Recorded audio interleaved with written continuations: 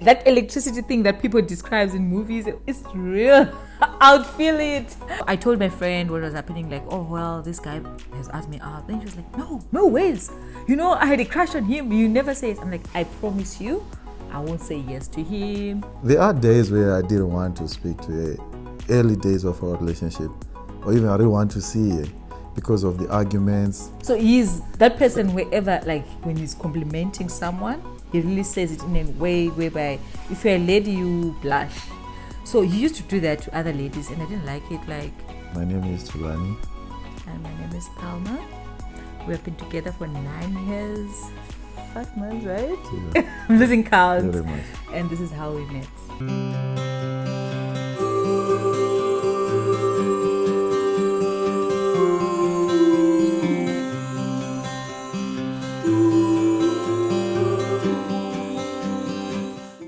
The first time I saw Thulani was at church.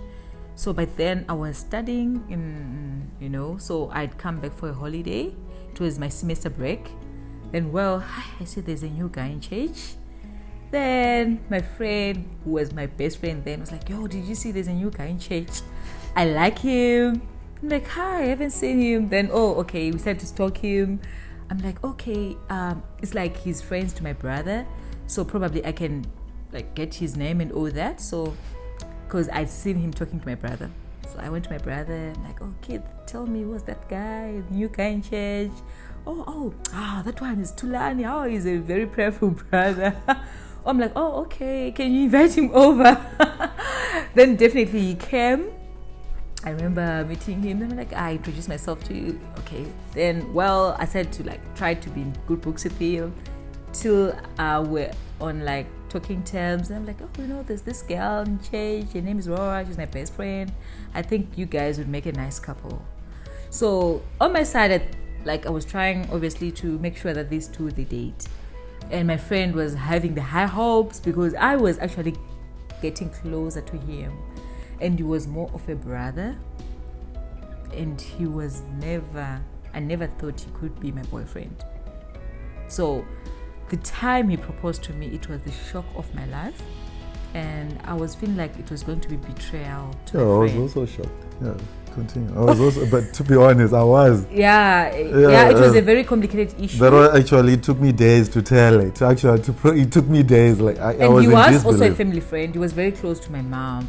So now it will appear like he was coming, like we're having something hidden behind our backs before, and that's the reason why he used to come to our place, which was not it. So I told my friend what was happening, like, this guy has asked me out. Then she was like, no ways. I had a crush on him. You never say it. I'm like, I promise you, I won't say yes to him. It's done. It's girl code. I'll never betray you. Trust me, this is what I wanted for my friend. But then there is this other voice that was coming. As you said before, we're a praying group. We had a prayer group actually. We had to involve some other friends to pray about it because I was also in disbelief. So we started to pray, fasting.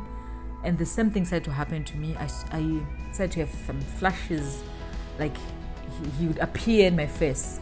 Whenever I'm praying and fasting, he would just hit my face. And I couldn't, it was something that we could both not understand.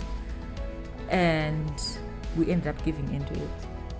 Yeah, and for me, there was nothing to lose really, because she wasn't under my radar. You understand? So I was like, let me just say it, for the sake of saying it. But in the process, as I was proposing it, I kind of starting to felt it becoming real.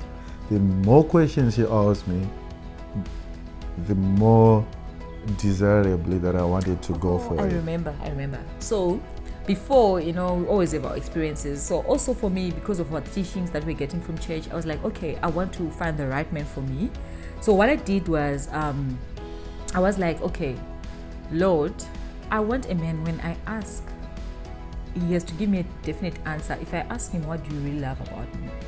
I want them to say your body, or because you're bright, or whatever, or your family, or whatever. I wanted them to say, I just love you. So I did approach him. Okay, you're saying you love me. What do you really love about me? So obviously, all the people that I've met in my life before, that I'd met before, they would tell me, you're gorgeous, you're what. So I was expecting the same answer, then that was going to be a red flag. And you know what he said? You're so mean. It was like, there's nothing about you. This is something that I can't describe. I just love you. But if I look at you or whatever, there's nothing. I did say that, right? You did? No, I really see how mean it was. It was mean. Of course, this was the answer that I was expecting. It was, but it came out as a very mean way to express yourself. But well, it was an answer. It was a really answer to my prayers. So yeah. And I don't know how God works. He works in a mysterious ways, and I cannot even explain it. So if possibly I have answers to people that I would probably help, or other bachelors out there, I would love to. But all I can say is get on your knees. Get on your knees. There's no formula. There's no formula. So to really have specific on how did you actually communicate it to me, he communicates us in a different way. It's always the African way. When you propose a girl, she needs time to think about it, then get back to you. So it's not like, okay, let's go on your date, then I get to know you. So the typical African way, she wanted time to think it through. I didn't know that that time that she wanted to pray about it. She only told me, I think, a few days after we started dating, or after she gave me an answer. After I told her, after I proposed to her at the camp meeting, she said, okay, I've heard your story and I'll get back to you. So I think it was a week after, then she called me. Said, you know what, let's do it. Let's see where this path is going to take us. So for me, it was really hard to say yes. Honestly, I didn't say yes. I just said, let's try it, right? Yeah. Okay, fine. So what I did is, when I prayed, I kept on having these visions and all that. Then I was like, okay, I'm going to say, let's try it and see how it works. But there's something that I did. I told God, like, God, I never wanted this man. It was never like my crush or something. Please, I'll blame you if he ever breaks my heart. I did say that to God.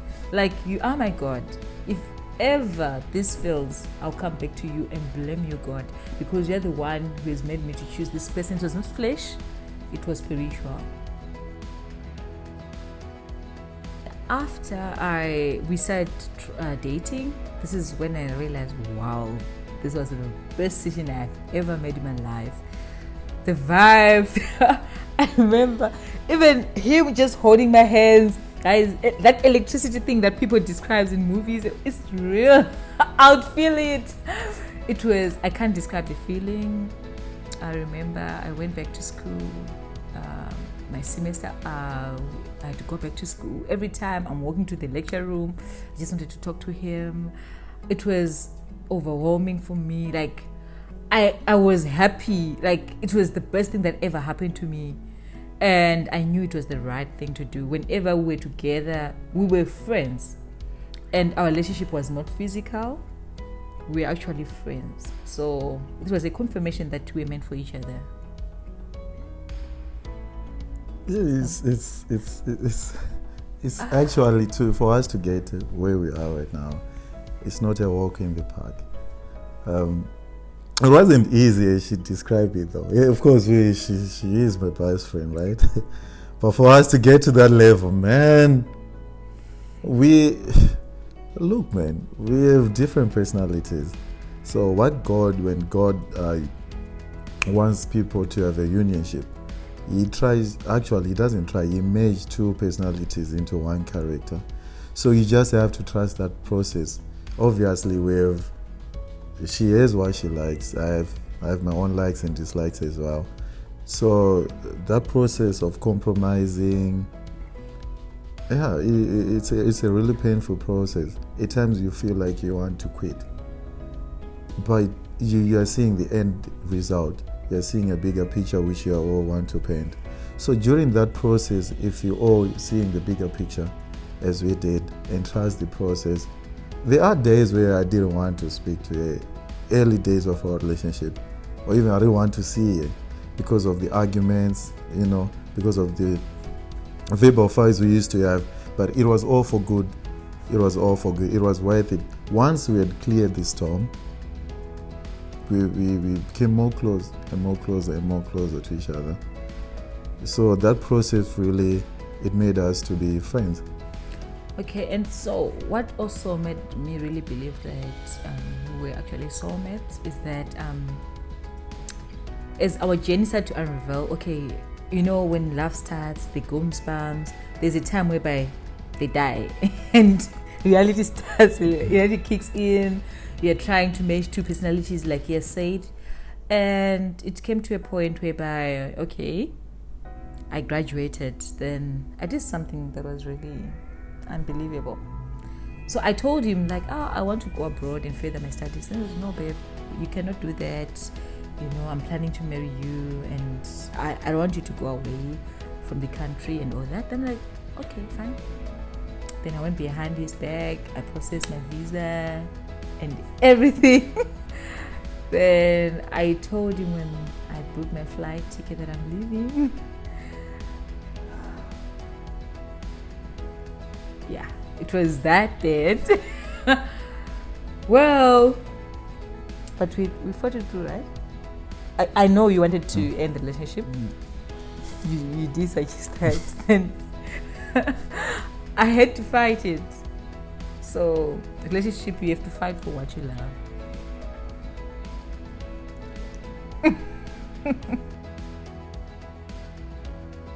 Men were created with that natural pride, man. So it obviously comes with fears. You cannot run away from fears. And if your woman is a good-looking woman, that's a topic for another day. Yes, you are, darling. Then, and also if she has good manners, in Christianity, that's all it's all about. To have manners, to have a good conscience. So yeah, so definitely I had my fears, obviously, that there are a lot of guys who will be trying out, and not only merely just ordinary guys, preachers, pastors, So yeah, I had my fears, but I had to keep my nerves inside, I had to fight it, to stay inside me, not to show it outside, my fears. So yeah, and I put up an attitude like, even if someone proposed you, like, man, I don't care. But honestly speaking, deep down, you did care. I would definitely, I would want to kill someone, but I don't want to reveal it, because she now had leverage over me,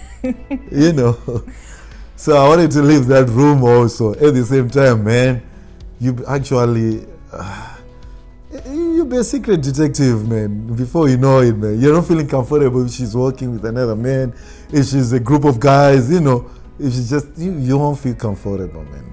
So for me, my main fear was him. Remember, my other friends had a crush on him that I knew about, and he was a new guy in church. So, what happens when a new guy is in town, whatever. So that kind of thing, and he was very friendly. The way you talk to people, you're very nice. He's sometimes too nice. Yeah. So he's that person wherever, like when he's complimenting someone, he really says it in a way whereby if you're a lady, you blush.